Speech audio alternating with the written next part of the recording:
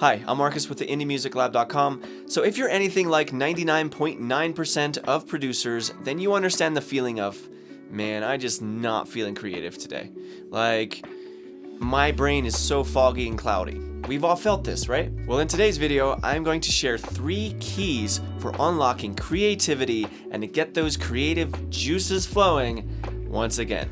Let's dive into it. Key number 1 is put yourself in a box. Yep, a good old counterintuitive concept to kick this off. It's one of my favorite things to talk about. So now, in what world would putting yourself in a constrained box help you be more creative? Well, music is very much a game.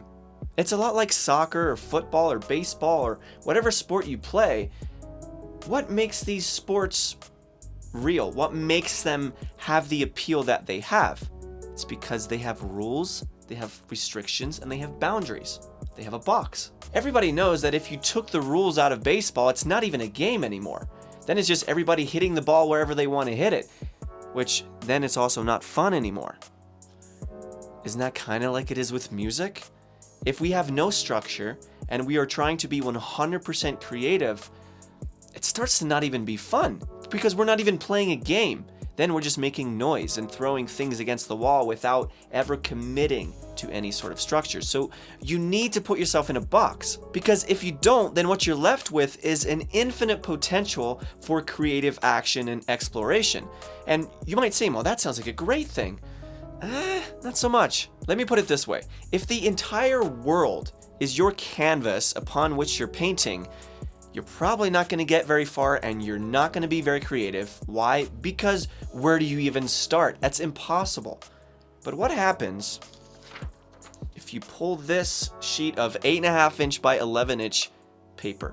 You've just unlocked creative potential by boxing yourself in this piece of paper. See, this is what I'm talking about. If you truly want to be more creative with your music production, the answer, counterintuitively, might not to be more creative or more exploratory in the way that you go about creating your song. It might be to box yourself in. Because what happens when you box yourself in is you make the most of what you have. And that's a very powerful thing. So here are some examples of a few boxes that you can have fun with and play around with. One of them would be limit your song to just 10 tracks or even 5 tracks, and then make the best song possible in that constrained box. Another thing you could try is make your song less than 3 minutes long. You could try using only stock plugins, or you could try using only stock plugins with one exception. If you're normally a lyrics first writer, you could switch that up by writing a great melody first and then boxing your lyric within the structure of that melody and make the best of it. Or you could start with an arbitrary tempo and a drum loop and then stick to it and then make the rest of the song be based off of that and make it a great song. Do you see what's happening here? By boxing yourself in, it allows you to play a more sophisticated game, a more focused game. So you're not like everywhere with your head spinning in a deer in headlights kind of thing going on. No, you can focus in because you've got some structure. And then within that structure, the creativity that you do come up with is so much more powerful than if it's just creativity surrounded by more noisy creativity. Okay, key number 2 for boosting your creativity is to block out 1 hour of unrestricted, unfiltered production flow. Now, I don't really need to explain this because I'm just going to show you. Here is what it might look like if you take this approach and you just go mayhem, go nuts, and just have fun, unfiltered, unrestricted, no editing, and just go nuts for 1 hour. Here's what it might look like.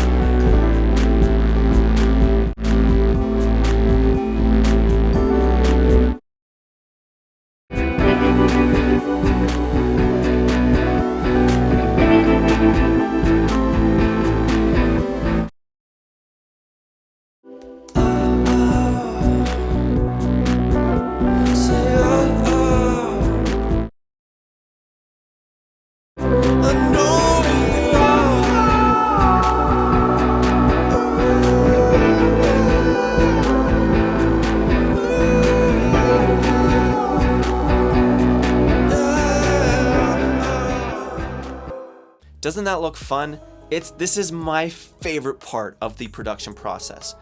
I don't always get around to setting the timer, but I should do that more. But I do recommend that. Set a timer for an hour. Give that, or at least start there and say, you know what?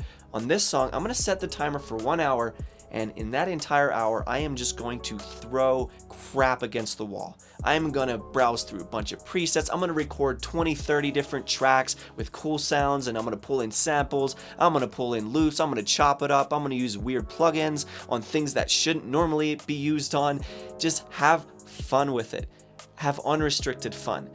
But it's still within the structure of 1 hour. So you're not doing this throughout the entire song. This frees you up. But the key is you cannot allow yourself to edit while you're doing this, while you're in this flow. You just want to record as much as you can and get as much down in as short time span as possible, and then rest on it, let your ears rest, sleep on it, and come back the next day and edit it down, strip it down to the elements in the tracks that really add the most value to the song. Now, speaking of experimenting and having fun with your productions, I have a gift for you that is really going to help you out, and it is my production tricks workshop. This free in-depth workshop will walk you through step by step on the production tricks that I used on a song of mine that achieved over 250,000 streams on Spotify. And I just walk you through 7 of the ear candy addictive tricks that help the song,